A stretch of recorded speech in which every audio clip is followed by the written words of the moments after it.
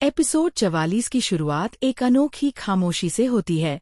इस बार कहानी में गुस्सा या रोना नहीं, बल्कि थकान और स्वीकार्यता दिखाई देती है। मीरा अब वह लड़की नहीं लगती जो सबको मनाने में लगी रहती थी।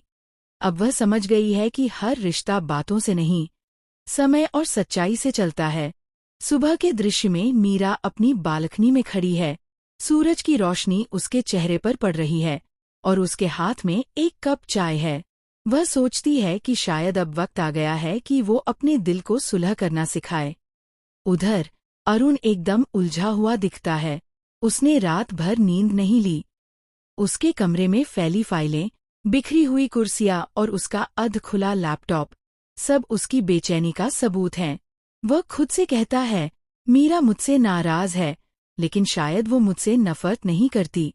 यही सोच उसके अंदर एक उम्मीद जगाती है और पहली बार वह अपने गुस्से से ज्यादा अपने दिल की सुनने लगता है। फिर एक बेहद सच्चा दृश्य आता है।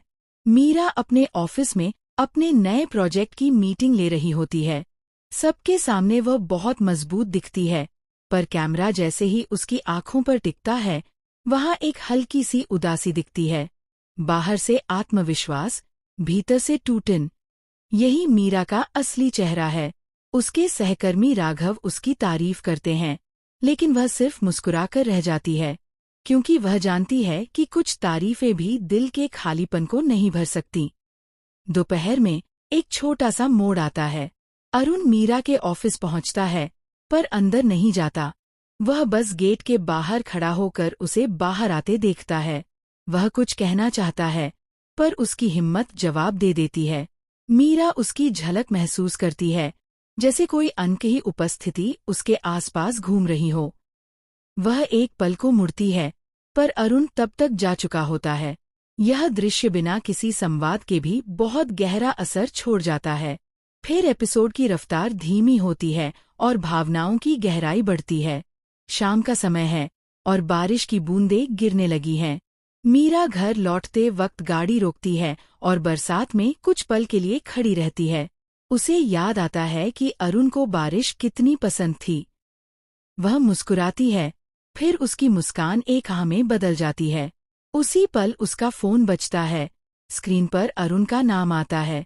वह फोन उठाने के लिए उंगली बढ़ाती है, लेकिन खुद को रोक लेती है। वह जानती है कि शायद कुछ बातें वक्त को तय करने देनी चाहिए। दूसरी तरफ अरुण के कमरे में वह फोन कॉल अधूरा रह जाता है। वह फोन को मेज पर रखता है और खिड़की से बाहर गिरती बारिश को देखता है। उसके मन में सिर्फ एक बात घूम रही है, मैंने उसे दर्द दिया, लेकिन उसने मुझे बदल दिया। यह सोच उसके चेहरे पर हल्की सी शांति ले आती है। शायद यही इस एपिसोड का सबसे बड़ा संदेश है कि प्यार सिर्फ साथ रहने का नाम नहीं, बल्कि बदल जाने का सफर भी है। एपिसोड के आखिरी हिस्से में मीरा अपने पुराने जर्नल में कुछ लिखती है। शायद कुछ रिश्ते टूटकर नहीं, ठहर कर मजबूत होते हैं। उसके लिखने की गति धीमी होती जाती है और वह पन्ना बंद कर देती है।